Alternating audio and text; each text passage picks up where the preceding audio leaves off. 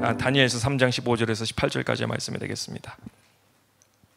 다니엘서 3장 15절에서 18절까지 조금 길지만 우리 같이 다 읽도록 하겠습니다. 15節から18節までちょっと長いですけども読んでいきたいと思います。 자, 저 먼저 읽겠습니다. 이제라도 너희가 예비하였다가 언제든지 나팔과 피리와 수금과 삼염금과 양금과 생황과 및 모든 악기 소리를 듣거든 내가 만든 신상 앞에 엎드려 절하면 좋거니와 너희가 만일 절하지 아니하면 즉시 너희를 극렬히 타는 풀무 가운데 던져 넣을 것이니 능히 너희를 내 손에서 건져낼 신이 어디 신이겠느냐? 어떤 신이겠느냐?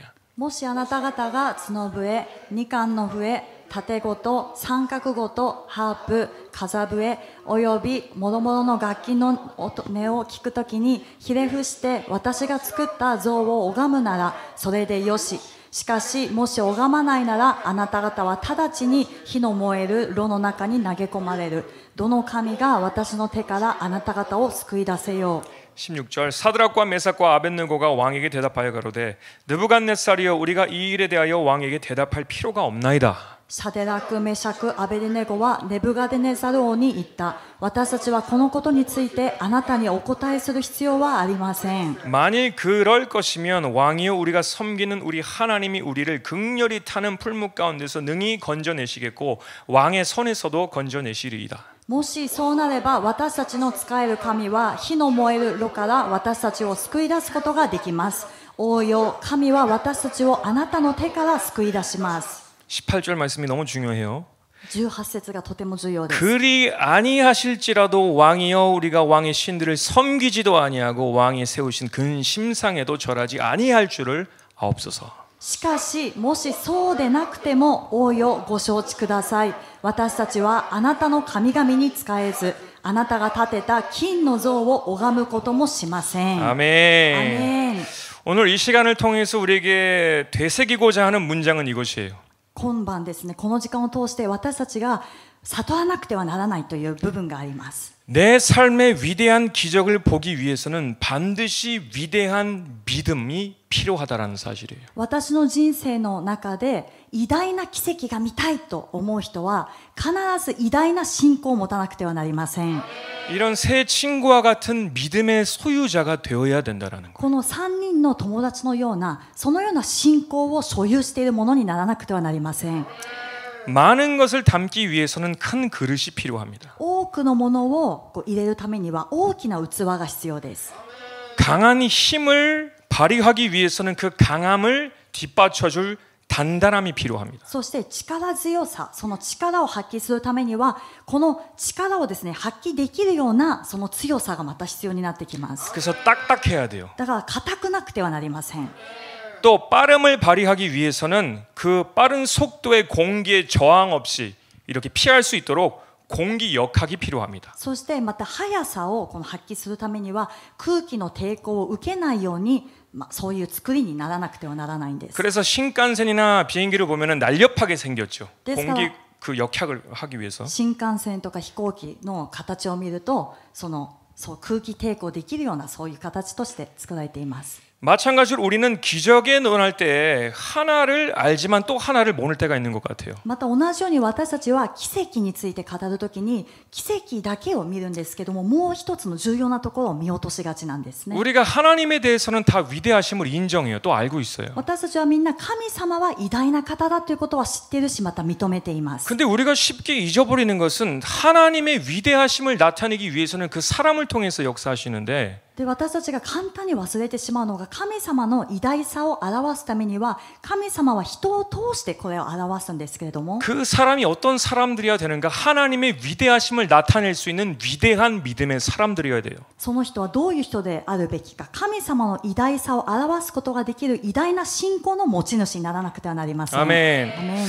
제가 이번에 목회자 컨퍼런스에서 들었던 실자 이야기인데 저의 마음에 큰 충격을 주는 그런 이야기가 있었어요. 私 실제 が 이야기. 今回のその牧会者のセミナーに行って聞いたその実話なんですけども、その話がとても分かりやすいということで皆さんにも分かち合いたいと思い 이 ます。 싱가포르에서 아주 성공한 크리스찬 사업자가 있었습니다. シンガポールでとても成功したクリスチャンのビジネスマンがいたんですね。 근데 그 사업가가 어느 목사님의 초청으로 함께 미팅을 하자 했어요. でその事業家がですね、ある牧師先生が招待してくれたので一緒にミーティングすることになりました。 그래서 이 사업가가 하나님께 기도를 했습니다. このビジネスマンが行く前に神様に祈りました。 하나님 오늘 어느 목사님을 만나는데 그 목사님이 사역에 대해서 재정적인 그런 협력을 위해서 요청하실 것 같습니다라는 기도를 했어요. 神様、今日その牧師先生と会いますけども、その牧師先生は働きをされるので私にこの経済的な協力を要請すると思います。 그 목사님에게 어느 정도의 금액으로 협력을 해야 될까요? 하나님께 여쭤봤어요. その牧師先生にどのくらいの金額で協力、そしてサポートするべきでしょうかって神様に聞いたんですね。 근데 주님이 주시는 마음이 主がこのような思いをください 나의 ました。 종이 요구하는 대로 백지수표를 가져가서 요구하는 대로 그 자리에서 써라. 私のしもべがあなたに要求する金額を書くために白紙の小切手を持って行ってその場で書きなさい。 그래서 이 사업가가 깜짝 놀랍니다. このビジネスマンちょっとびっくりしたんですね。 그럼 만약에 그 목사님이 10만 불을 셋망엔을 달려가면 그때 셋망엔을 써야 되나요? そしたら神様、もしかしてその牧師先生が1000万円を要求してきたらその場で1000万と書かなきゃいけないんですか？ 점점 겁이 납니다. ちょっと怖くなってきたんですね。 주님 100만 불을 달라고 하면 100만 불을 그 자리에서 써야 되나요? そしたら主、1億円って言われたらじゃあ1億円ってその場で書かなきゃいけないですか？ 그렇다. 요구하는 대로 백지수표에 써라. 要求される通りにその白紙の小切手にあなたは書きなさい。 근데 이 사업가 되신 크리스찬은 신실한 크리스찬이었기 때문에 그렇게 하기로 순종을 하기로 했어요. でもこのクリスチャン、ビジネスマンは本当に誠実なクリスチャンだったのでそのようにしますって決めたんですね。 그리고 잠시 후에 그 목사님과 만남을 갖게 됩니다. で少し後にその牧師先生とのミーティングが始まりました。 예상했던 대로 이 목사님은 자신이 계획해 놓은 그 사역에 대해서 얘기하면서 이 재정적인 이 동역자들이 필요하다라고 이야기를 합니다. この予定通り牧師先生は計画しているその働きについて語りながら経済的にサポートしてくれるこの協力する人が必要ですって言ったんですね。 그래서 그 크리스찬 사업가는 목사님에게 물어봐요. でクリスチャンのこのビジネスマンが牧師先生に尋ねました。 목사님 제가 얼마나 협력하면 되겠습니까? 말씀해 주십시오라고 물어봐요. 牧師先生、私はいくら牧師先生に協力サポートすればよいでしょうか？いくらでもいいから言ってください。 그러니까 그 목사님이 대답을 합니다. それで牧師先生が答えたんですね。 네, 한 500불 정도 협력해 주시면 감사하겠습니다라고 말합니다. じゃあ5万円程度協力していただいたらと言ったんですね。 그 사업가는 그 백지수표에 단돈 5만엔을 써서 그 목사님께 드렸다고 합니다. このビジネスマンはその白紙の小切手に本当に5万円と書いて牧師先生に渡しました。 여러분에게도 이 이야기가 제가 처음 들었을 때 마음속에 겪었던 그 큰 충격을 여러분도 느끼셨으면 좋겠어요. 私はその話を聞いた時に心の中で大きな衝撃を覚えたんですけども、皆さんもその衝撃を覚えてほしいと思います。 그 목사님은 사업가에게 1000만엔, 1억엔 얼마가 됐든지 간에 요구했으면 얻을 수 있었을 そ 것이에요. の牧師先生はそのビジネスマンに1000万円、1億円いくらでも要求すればその通り受けられました。 우리가 위대한 믿음으로 요구를 했다라면 그에 합당한 것을 받게 되었을 것이에요. 私たちがその偉大な信仰を持って要求したならばそこに当てはまるものをちゃんとその合っているものをもらったはずなんです。 그러나 그 놀라운 기회가 있었음에도 불구하고 그가 목적한 것은 단돈 5만엔이었어요. でもその驚くべき機会が与えられたにもかかわらずその牧師先生が要求したのはたったの5万円だったんですね。 하나님은 무엇이든지 하실 수 있으시지만 神様には何でも可能です。 우리의 믿음의 크기 이상으로 우리에게 주어질 수 없다라는 것을 여러분 꼭 기억하시길 し 바랍니다. かし私たちの信仰よりも大きなものが私たちに与えられることはないということを覚えていましょう。 아멘. 아멘. 우리의 믿음은 크고 단단하고 모든 불신을 저항할 수 있는 날렵한 믿음이어야 됩니다. 私たちの信仰は大きくてそして固くて全てのその不信仰をですね打ち破るようなその鋭さがなくてはなりません。 우리 모두 그런 위대한 믿음의 사람들이 되길 축복합니다. 私たちみんなそのような偉大な信仰の持ち主になるように祝福いたします。アメン。 사실 이 메시지는 어떻게 보면 저에 대한 이야기가 많아요. でこのメッセージはですね私に対してのメッセージでもあります。 그리고 여러분에게도 혹시 그것이 같이 적용된다라면 함께 나눴으면 좋겠어요. そして皆さんにもこれが適用されるならば共に恵みを分かち合いたいと思います。 저는 2024년을 아주 희망차게 시작했습니다. 2024年本当に力強くですね、希望を持って始めました。 여러분께 앞에서 막 선포하면서 믿음으로 나아가자 막 했잖아요. 皆さんにも言いましたね、信仰で出ていきましょうって言ったんです。 그리고 올해는 분명 하나님께서 반드시 그럴 것임을 저는 믿습니다. そして今年は本当に神様がそういう見業をなしてくださるということを私は本当に信じています。 그런데 어느덧 3개월이 지났잖아요. でも 그죠? 皆さんもうあっという間に3ヶ月過ぎました。 아, 시간이 너무 빠른 것 같아. 時間が過ぎるのが本当に早いですね。 1년에 4분의 1이 벌써 이제 지나가고 もう 있어요. 1年の4分の1が過ぎたって言えます。 근데 제가 제 자신을 뒤돌아보면서 한 3개월이 지난 이 사이에 で私自身を振り返ってみてこの3ヶ月が過ぎた時ですね。 내가 처음 가졌던 그 믿음의 태도와 그 열정과 그 뜨거움을 가지고 도전하고 있는가? 私がその初めに持っていた信仰のチャレンジ、そして情熱、熱さを持って今も同じようにチャレンジしているか。 하나님께서 나를 보시기에 더 뜨거워졌는가 아니면 더 식어졌는가를 솔직하게 아주 그냥 평가를 하게 됐어요. 神様が私を見られた時にさらに熱くなったのか、あるいは少し冷めてしまったのかということを正直に評価する時間が来ました。 똑같은 시간을 기도하고 있는데 7시간씩 기도하고 매일 기도하고 하는데 もう同じ時間をずっと祈っています。7時間の祈りもするし、また毎日祈っています。 기도하는 시간이든 내가 기도를 하는 건지 잠자는 건지 모르는 でも祈りの時間、祈っているのか睡魔と戦っているのか分かりませんね。 아 기도를 막 하다가 あーっと祈ってて、 갑자기 あーっと 아 기도 그러니까 기도하는 건지 잠자는 건지 모르는 이런 나의 모습들을 볼 때 だから祈っているのか睡魔と戦っているのか分からないような自分の姿を発見するとき、 그리고 이런 마음도 들죠. 아 교회 할 거가 되게 많아. そして祈っていると、ああ今教会にやることがたくさんある。 앞에 공사도 해야 되고 뭐 여러 가지 살 것도 많고 그래. 前の工事も終わらせなきゃいけないし、いろんな買い出しも残ってるし、 아 좋은 이와기가 되겠는데. あ、これはいい言い訳になるんじゃないか。 아 이번엔 좀 기도 실수도 있겠는데라는. それで、そういうふうな言い訳になったり。 저는 거짓말을 하지 않아요. 왜냐면 내가 만약에 안 그랬더라면 거짓말이니까. で、私は皆さんの前で嘘はついていません。 그런 수동적인 태도 속에서 제가 졸음에 빠져 있는 그 상황 속에서 지난 토요일이었어요. で、それが先週の土曜日だとしますね。私がそのような状況で祈っている時、 근데 제 마음이 문득 번쩍 깰 만한 그런 마음에 생각을 주시는데 で、心の中に目を覚ますようなそのような思いを主が与えてくださったんです。 너의 믿음의 수준이 고작 그 정도인 것이냐라는 거예요. あなたの信仰のレベルはそのようなものなのか。 그렇게 작은 거냐라는 거예요. あなたの信仰はそんなに小さいものなのか。 네가 나에게 구하는 것은 위대한 것인데 あなたが私に求めているものは偉大な大きなものなのに、 네가 지금 가지고 있는 그 믿음의 수준은 그것을 담을 만한 그릇이 되지 못해라는 거예요. あなたが今持っている信仰のレベルはその大きなものを入れる器にはなっていないよと。 근데 정말 정신이 확 깨는 그런 시간이 でも 됐어요. 本当に目が覚めるようなそのような瞬間だったんですね。 그리고 이 500불만 달라 했던 그 목사님의 이야기가 그 목사님만의 이야기가 아니라 지금 나의 이야기인 거예요. そして500ドルだけ 5万円だけくださいといったその牧師先生の話が牧師先生の話ではなくて私の話だったんです。 그리고 정신이 확 들면서 그럼 하나님 어떻게 해야 됩니까? 目を覚ましたんですね。主よどうすればよいでしょうか。 어떻게 그 믿음의 모습을 지속적으로 가져갈 수 있습니까? どのようにすればこの信仰の姿を持続的に持っていくことができるでしょ 그리고 うか。 하나님께서 나를 사용하실 수 있을 만한 그 믿음의 큰 모습을 어떻게 가질 수 있습니까? 라고 간구했을 때 そして神様が私を用いられることができるくらいその大きな器を持ったその信仰の姿をどのように持てばよいでしょうか。 이 다니엘의 세 친구를 기억나게 하시는 거예요. でそのように主に聞いたときにこのダニエルの3人の友達を思い起こしてくださったんです。 첫 번째는 타협하지 않는 믿음. まず第一番目は妥協しない信仰。 그리고 하나님께서 일하실 수밖에 없게 만드는 위대한 믿음. そして神様が働かざるを得ないくするくらいの偉大な信仰。 이게 정말 중요해요. 하나님께서 일하실 수밖에 없게 만드는 위대한 믿음이다. これ本当に重要なんですね。神様がその信仰を見て働かざるを得ないそのような信仰です。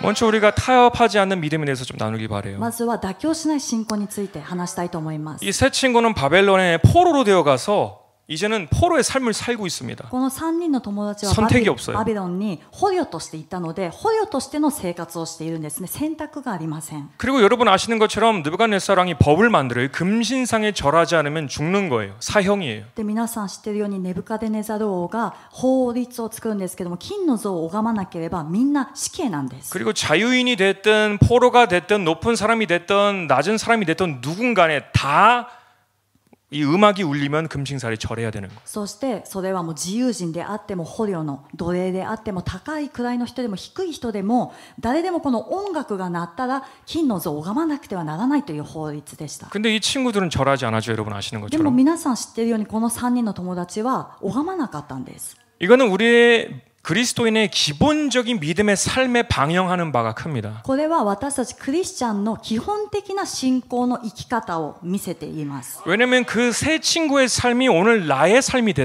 수 있다라는 거예요. なぜなら 반영할 수 있어요. この3人の友達の生き方が今日の私の生き方になるからです。 우리는 이 세 친구들처럼 원하든 원하지 않던 바벨론과 같은 이 어둠이 지배하는 세상 속에 살아야 하는 입장입니다. 私たちは望んでいても望んでいなくてもこの3人の友達のようにバビロン、その暗闇の世界で私たちは生きていかなくてはならない存在です。 우리는 이 세상을 떠날 수가 없어요. 이 세상에서 살아야 돼요. 私たちはこの世を離れることができない。この世で生きていくんですね。 제가 이 다니엘서를 보면서 한 가지 생각한 것은 왜 다니엘은 다니엘이라는 자기 이름을 쓰면서 이 세 친구의 이름에 대해서는 바벨론에서 얻은 이름을 쓰고 있을까라는 것이 저는 되게 궁금했어요. 私はこのダニエル書を読みながら気になったことがあってですね、ダニエルは自分が受けた名前ではなくて元々の名前、ダニエルという名前を使ったんですけども、3人の友達の名前はバビロンでこの名前を新しく受けた名前を書いてるんですね。名前。 그래서 이것은 우리를 예시하는 하나님의 기록이라고 저는 생각을 합니다. で私はこれを見たときにこの記録というのは神様が私たちをですね今私たちへのその予言の御言葉だと思っています。 바벨론이라는 나라 속에 살고 있지만 또 새로운 이름을 갖게 되었지만 그 나라의 법에 속한 사람이 아니라 하늘 나라의 법에 속한 사람으로서 우리를 말하는 것이죠. バビロンというその暗闇の世の中で生きている、そしてその世の中での名前を、新しい名前を受けて生きているけれども、私たちはそこに属しているのではなくて天の御国に属しているということで、今日の私たちもその同じだというふうに言えます。 이 다니엘서 1장 6절에서 7절을 보시면 원래 그들의 이름이 나와요. このダニエルの最初の部分を見ると元々の彼らの名前が出てきます。 그들 중에 유다 자손 곧 다니엘과 하나냐와 미사엘과 아사랴가 있었더니 彼らのうちにはユダ部族のダニエル、ハナヌヤ、ミシャエル、アサルヤがいた。 환관장이 그들의 이름을 고쳐 다니엘은 벨드사살이라 하고 하나냐는 사드락이고 미사엘은 메삭이라 하고 아사랴는 아벳느고라 하였더라. 宦官の長は彼らに他の名をつけ、ダニエルにはベルテシャツァル、ハナヌアにはシャデラク、ミシャエルにはメシャク、アザルヤにはアベデネゴと名をつけた。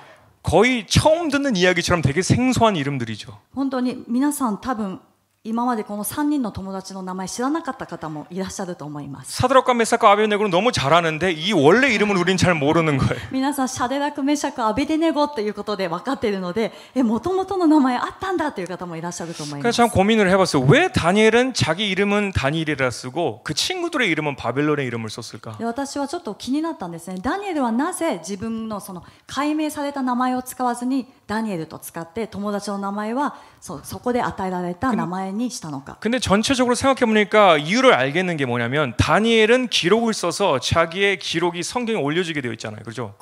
でも全体的に考えてみるとその答えが分かるんですけども、ダニエルは聖書を書いた記録した人物なので自分の名前が聖書に上がります。 근데 만약에 성경에 벨드사살이라는 이름을 차마 쓸 수가 없어요. 왜냐면 우상신을 섬기는 이름이기 때문에. でもそのダニエル書じゃなくてベルテシャサルっていうふうにはなれないんですね。なぜかというとその名前は偶像崇拝、その偶像の神に仕えている名前だからです。 그러나 다니엘이 말하고자 하는 것은 우리는 이 세상에 살고 있기 때문에 새로운 이름을 가질 수 있지만 だからダニエルが言いたいことは、私たちはこの世の中に生きているからこの世の中に属しているような新しい名前を持っているかもしれないけれど 그러나 も 이 나라의 법을 따라 사는 사람들이 아니다라는 것을 말하는 し 것입니다. かしこの世の法律この世のその法にですね従って生きている人たちではないということを言っています。 하나님의 법과 하나님의 의에 따라서 선택하고 사는 사람들이다라는 거예요. 神様の法を選択してそしてそれを生きる私たちです。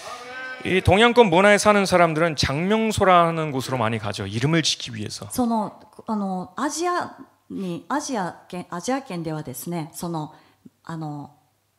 名前をつけるときに四柱推命とかそういう診断ありますね。そういうの画数とかで決めたりします。 그래서 사주를 보고 신수도 보고 별자리를 운운하면서 이름을 막 만듭니다. その運勢を占ってみたり、それで生命判断をしてみたりということがあります。 그리고 또는 선조들이 섬기던 우상 신에 대한 의미를 부여해서 또 이름을 만들기도 합니다. また先祖が仕えていた偶像崇拝、その神々から取った名前をつけたりもします。 그런데 이것이 누구나 할 것 없이 근반적으로 보게 되면 우리는 죄를 갖고 태어난 사람이기 때문에 이미 포로된 사람들이에요. 누구나 마찬가지. でもそれは名前がどうのこうのという前に私たちはみんな罪人として生まれたので、もう生まれながらに捕虜となったそういう存在なんですね。 그러나 우리가 모두 다 똑같이 시작했지만 예수 그리스도를 믿는 그 순간부터 しかし私たちはみんなそのように始まったけれども、イエス・キリストを信じたその瞬間から 예수님이 나의 왕이 되시고 イエス様が私の王様となってくださり、 예수님 나라의 법이 나의 법이 되어야 됩니다. イエス様の御国の方が私の方にならなくてはなりません。 아멘. アメン。 예를 하나 들어볼게요.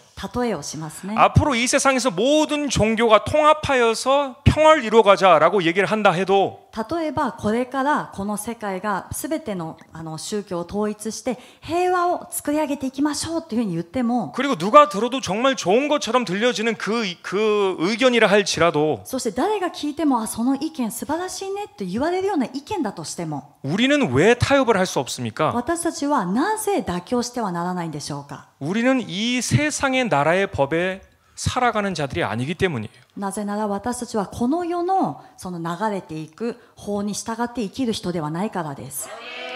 또는 세계 정부에서 비성경적인 법을 만들고 그것에 굴복하라고 한다 할지라도 우리가 굴복할 수 없는 이유는 またこの政府がですね非聖書的な法律を作ってこれに拝みなさいとか屈服しなさいと言っても私たちが妥協できないのは 근본적으로 우리가 고집쟁이거나 독단적이어서가 아니라 それは私たちがもう絶対に従いたくないとか独断的だからではありません。 우리는 우리만의 법이 있기 때문이에요. それはただのわがままとかではなくて私たちの法があるからです。 이것은 고민해볼 문제도 아니고 좋을지 안 좋을지 선택해야 할 그런 여지가 없는 것들이에요. これは私たちが悩む必要もないしどっちにしようかなというその選択の余地もないものです。 내가 어느 나라의 사람인가를 증거해 주는 게 바로 누구의 법을 따르고 살고 있느냐가 달려 있어요. 私がどの国の人なのかどこに属しているのかというのを証明するのがどの国の法に従って生きているかということになるんですね。 아멘. アメン。 이 초대교회 성도들이 핍박과 고난을 받을 때 왜 기뻐했는 줄 아세요? 初 여러분? 代教会の信徒たちが生徒たちが迫害とそして苦しみに遭うときに喜んだんですね。それ皆さんなぜだか分かります 너무 か？ 성령 충만해가지고 정신이 좀 이상하게 된 걸까요? 聖霊充満すぎて気が狂ってしまったのでしょうか。 그 고난과 핍박이 곧 무엇을 증거하느냐 거기에 있어요. 그 기쁨이. そうではなくてその苦しみと迫害が何を指しているのかその喜びがどこから来るのかというの 내가 は 진리 안에서 삶으로써 예수 그리스도를 따름으로써 받는 모든 피난과 고난은 즉 내가 예수 그리스도의 사람이다라는 것을 증거하고 있기 때문이에요. 自分がイエス・キリストに従っていくゆえに受けるすべての迫害と苦しみはそれは私がイエス・キリストに属している人だというそういう証明になったんですね。 나는 예수 그리스도의 나라에 속한 사람이기 때문에 고난 중에서도 나는 기뻐할 수 그래서 있는 거예요. 私はイエス・キリストに属している人だ。だからその苦しみの中でも喜ぶことができたんです。 난 이 세상에 속한 사람이 아니니까. それはこの証明になったんですね。私はこの世に属していないんだと。 아멘. 아멘. 사도행전 5장 30절, 31절은 이런 기록이 있습니다. 使徒の5章30節からはこのように書いてあります。 너희가 나무에 달아 죽인 예수를 우리 조상의 하나님이 살리시고 私たちの父祖たちの神はあなた方が十字架にかけて殺したイエスをよみがえらせたのです。 이스라엘로 회개케 하사 죄 사함을 얻게 하시려고 그를 예수님을 오른손으로 높이사 임금과 구주를 삼으셨느니라. そして神はイスラエルに悔い改めと罪の許しを与えるためにこのイエスを君とし救い主としてご自分の右に挙げられました。アメン。アメン。 구세주만이 아니라 오늘 나의 임금이 되시는 분이세요. 救い主だけではなくて私たちの王様となられました。 그분의 법이 나의 법이고 그분의 방식이 나의 삶의 방식이어야 돼요. 나는 그분의 시민이기 때문에. その方の法が私の法となり、その方の法則が私の法則とならなくてはなりません。私たちはその御国の市民だからです。アメン。アメン。 타협을 하지 않는 믿음은 어떤 멋있는 크리스천들의 특별한 행동이 아니라 ですから妥協しない信仰というのはある一定のかっこいいクリスチャンだけが持っているその信仰ではなくて 내가 어느 나라의 사람인가를 반영하는 자연스러운 행동인 것이에요. 私がどの国に属しているのかということをこれを表す自然な行動なんですね。 아멘. アメン。 우리도 이 세 친구처럼 타협하지 않는 믿음의 삶을 사시는 저와 여러분 되시길 축복합니다. 私たちもこの3人の友達のように妥協しない信仰を持って生きていきたいと思います。 아멘. 근데 우리가 또 한 가지 중요한 것은 이건데요. またもう一つ重要なことがあります。 우리가 믿음에 대해서 논할 때 보통 우리의 시각으로 믿음을 항상 생각을 해요. 믿음은 이런 것이야, 믿음은 저런 것이야라고요. 私たちが信仰というふうに聞くと、私たちの考えで信仰はこういうことかな、こういうものかなというふうに考えます。 근데 그 믿음을 누가 확증시키는가, 누가 인정하시는가를 잊어버릴 때가 많아요. でもその信仰を誰が増し加えてくださるのか、そして誰が認めてくださるのかということを決して忘れてはなりません。 이 하나님께서 공의로우신 왕이 되신다라는 의미를 이미지로 만들게 되면 어떤 것이냐면 神様が公平な王様になられた神様をこのイメージするために 하나님의 손에 항상 저울이 있다라는 것을 여러분 꼭 기억하시길 바랍니다. 皆さん神様の御手にいつも計りがあるということを覚えてください。 그리고 그 저울로서 모든 것을 저울질하세요. 그게 공의로우신 심판장의 모습이에요. その計りで全てのことを計られるんですね。これが公正な公平な裁き主の姿であります。 우리의 믿음도 마찬가지예요. 그 믿음을 저울질하세요. 어떤 믿음인가를. 私たちの信仰も同じなんです。私たちの信仰をこの計りでどのような信仰なのかと計られます。 우리가 이 세 친구를 통해서 믿음에 대해서 생각해 볼 건 무엇이냐면 단지 믿음의 고백일까요? 말만 있을까요? 私たちがこの3人の友達の信仰を思い浮かべるときに何を考えればいいのか。ただ言葉での信仰告白でしょうか。 단순히 믿음의 고백이라면 그 저울이 아직도 기울어지지 않았어요. 그대로예요. そのただの信仰告白でいい信仰であるならばこの計りというのは何も変わっていないんですね。 어떤 담대한 나의 태도 모습 あるいは自信に満ちた自分の態度や姿 아직도 그 저울은 기울어지지 その 않았어요. 計りはそのままです。 하나님께서 우리의 믿음을 저울질하실 때 옳다 인정함을 받는 것은 神様が私たちの信仰を計られるときに正しい良いと認められるのは 우리의 믿음의 행동이 나타나게 될 때 그 저울이 기울어지게 됩니다. 私たちの信仰が行いで現れてくるときにこの計りというのは動き始めます。 그러면 하나님께서 인정하시는 거예요. 너의 믿음을. そしたら神様はあなたの信仰を良しとしようと認めてくださるんですね。 사무엘상을 보시면 하나님께서 한나를 임신하지 못하도록 막으십니다. 하나님께서. この第一サムエルの方を見ると神様はハンナが身ごもれないようにされます。 그래서 두 번이나 기록되어 있어요. 하나님께서 한나를 임신하지 못하도록 막으세요. その神様がハンナが身ごもれないようにされたというのが2度も出てきます。 근데 한나는 여러분 아시는 것처럼 아이를 잉태하게 됩니다. でも皆さんも知っているようにハンナは後々赤ちゃんを産むことになります。 그리고 한나는 위대한 믿음의 비결을 알고 있었어요. でハンナはこの偉大な信仰の秘訣を知っていたんです。 그게 무엇이냐면 하나님은 그 믿음을 저울하시는 분이심을 알고 있었어요. 한나는. それは神様は信仰を図られる方であるということをハンナは知っていたんですね。 다른 것이 아니라 행동으로 그 믿음을 보이는 사람으로 하나님께 나타난 것이죠. 他のものではなくて信仰を行いで神様に見せるそのような信仰を持っていました。 우리가 한나의 고백을 보기 바랍니다. ハンナの告白を見ていきます。 사무엘상 2장 2절에서 3절입니다. 2章の2節3節。 여호와와 같이 거룩하신 이가 없으시니 이는 주밖에 다른 이가 없고 우리 하나님 같은 반석도 없으심이니이다. 主のように聖なる方はありません。あなたに並ぶものはないからです。私たちの神のような岩はありません。 3절 심히 교만한 말을 다시 하지 말 것이며 오만한 말을 너희 입에서 대지 말지어다. 여호와는 지식의 하나님이시라 행동을 달아보시느니라. 高ぶって多くを語ってはなりません。横柄な言葉を口から出してはなりません。誠に主はすべてを知る神、その御業は確かです。 자, 여기서 중요한 것은 일본어 번역은 조금 달라요. で、ちょっと皆さんに説明したいと思います。一番下のその御業は確かですと書いてあるんですけども、他の英語訳とか、韓国語もそうですけども見ると、その神様は私たちの行いを測られる、正しく測られる方ですという表現があるんですね。 행동을 웨이트한다라고 하는 거예요. 저울질한다라는 그 무게를. 私たちのその行い、行動を測りで測られるというふうに書いてあります。 입으로만 믿음을 고백하는 사람들이 아니라 だからそれは口だけで信仰を告白するのではなくて、 하나님께서 우리의 믿음을 어떻게 저울질하시는지를 알고 순종하고 행동으로 보여드리는 것이 인정받는 믿음이에요. 神様が私たちの信仰をどのように見られるのかということを知って、その信仰を行いで見せて測ってもらうという、それが本物の信仰になります。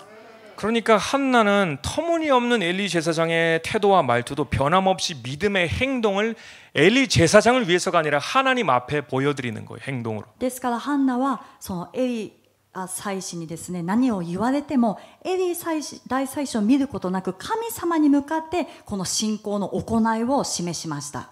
그래서 한나는 총 6명의 자녀를 잉태하게 됩니다. 사무엘까지 해서. このサムエルも含めて後々ハンナは6人の子供を産むことになります。 또 하나님의 달아보시는 명확한 장면을 다니엘서 5장을 통해서 알게 되는데요. また神様が測られるということをダニエル書5章を通して明確に知ることができます。 이것을 요약해서 말씀드리자면 한 장면이 있는데 これをじゃあ要約して皆さんに話すと一つの場面です。 사람들이 막 잔치를 열고 막 흥청망청 있어요. もう人々が今祭りを開いてもう大騒ぎしています。 근데 불현듯이 한 손이 사람들 앞에 나타나서 벽에 글을 쓰기 시작합니다. でも突然一つの手が現れて壁にですね文字を書き始めます。 지금 이렇게 벽에 글이 써져 있는 것처럼 손이 글을 쓰기 시작해요. そこにも壁に書いてあるように手がですね壁に文字を書き始めました。 저는 여러분이 여러분의 마음속에서도 똑같이 하나님의 손으로 그리길 바래요. 私は皆さんの心の中にも同じように神様の御手でその文字を書いてほしいと思っています。 메데 데겔 우바르신. それはメネメネテケルウパルシンという言葉なんですね。 그 뜻은 세어보고 달아보니 それは数えて測ってみたら 모자라서 나라를 나누어 다른 데로 넘겨주겠다. 足りなかったので国を分けてそして他のところに与えよう。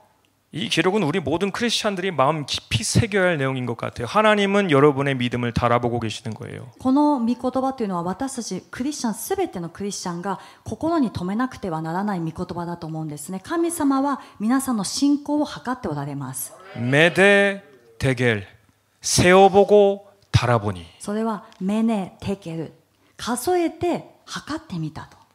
우리가 하나님을 속일 수 없는 이유가 이거예요. 私たちが神様を騙すことはできない理由はここにあります。 하나님은 모든 것을 알고 계실 뿐 아니라 모든 것을 공의롭게 정확하게 달아보시기 때문이에요. 神様はすべてをご存知なだけではなくてすべてを正確に公正に測られるからです。 우리가 아무리 그럴싸한 말로 믿음의 고백을 해도 나의 행동이 따라오지 않는 이상 그 저울은 아직 그대로예요. 아무런 변화가 없어요. 私たちが人が聞いて本当にかっこいいようなそういう告白をしたとしてもその信仰に行いがないならば計りというのは動かないんですね。 이 세 친구의 위대한 믿음은 타협을 하지 않는 믿음뿐만이 아니라 3人の友達の偉大な信仰は妥協しないというそこだけではなくて 그 행동을 통하여서 그 결과가 어떠한 행동이든 내가 원했던 그런 결과가 아니라 할지라도 その行動を通してその結果がどうであれ自分が望んでいた求めていた結果ではなかったとしても 상관없이 나는 믿음의 사람으로서 믿음의 삶을 살다 죽으리라라는 그런 놀라운 행동을 합니다. その関係なく私は信仰の人として信仰を守り通して死にますというその驚くべき信仰の告白なんです。 그리 아니하실지라도라는 고백은 아주 위대한 고백이에요. 皆さん 아주 가벼운 그런 고백이 아니에요. もしそうでなくてもという告白はこれは本当に重い意味があるんですね。ただの告白ではありません。 저는 하나님께서 가장 기뻐하시는 믿음의 고백 중에 하나가 바로 이 그리 아니하실지라도라는 고백이라 생각해요. 私は神様がその喜ばれる告白のいっぱいありますけども、そのうちの一つがこれだと思います。もしそうでなくても 예수님께서도 겟세마네 동산에 가장 힘든 기도를 드릴 때 똑같은 고백을 하셨어요. イエス様もゲッセマネの園で最も苦しい祈りを捧げられるときに同じこと告白をされました。 마가복음 14장 36절 말씀입니다. マタイの14章36節 가라사대 아바 아버지여 아버지께는 모든 것이 가능하오니 이 잔을 내게서 옮기시옵소서. 그러나 나의 원대로 마옵시고 그리 아니하실지라도 아버지의 원대로 하옵소서 하시고. またこう言われた。アバ父よ、あなたにおできにならないことはありません。どうぞこの杯を私から取り除けてください。しかし私の願うことではなく、あなたの御心のままをなさってください。 그리 아니하실지라도 아버지의 뜻대로 하소서. 나는 믿음으로 도전하겠다라는 거예요. 상관없이 もし 결과에 そう 대해서. でなくても父の御心をなしてください。私は結果はもう関係ないです。父の御心を従いますというその告白です。 내가 하나님께 바라는 소원이나 방식이 아니라 할지라도 私たちが神様に求めている祈っているそのやり方やその願いの答えじゃなかったとしても 그래서 제가 이번에 기도를 하면서 많이 느낀 게 저한테 이 사드락과 메삭과 아벳네고를 통해서 어떤 태도를 원하시는가를 알게 됐어요. そして私は今回その祈りの中で私にシャデラク、メシャク、アベデネゴを見せてくださったものを見てどのような姿勢を主が求めておられるかということを再確認したんです。 그리고 그 저의 믿음이 왜 점점 미지근해졌는지 그 이유를 알게 됐어요. そして私のその情熱もなぜ少しずつ冷めていったのかというその理由も分かりました。 내 마음속으로는 내가 원하는 방식과 내가 원하는 때가 있는 거예요. 自分の心の中には自分が求めているその方式、そして自分が求めている時というのがあります。 이제 슬슬 뭔가 일어나야 되는데 라는 생각. 心の中どこかではそろそろ何かが始まらなきゃいけないんじゃないかなと。 이렇게 열심히 기도하니까 변화가 슬슬 일어나야 되는데 このように一生懸命祈っているから少しずつ何か変化が見えてくるべきではないか。 새로운 상황들과 환경들이 주어져야 되는데 왜 변화가 없을까? 新しい状況、環境が与えられなくてはならないはずなのになぜ変化がないのか。 하나님의 방식이 아니라 나의 방식과 나의 소원을 주장하다 보니까 나의 믿음도 그 결과가 늦어질 때마다 같이 떨어진다라는 거. 神様の時と神様のその方式を待たないで自分のものをですね主張し始めると当然自分の信仰というのは落ちてきます。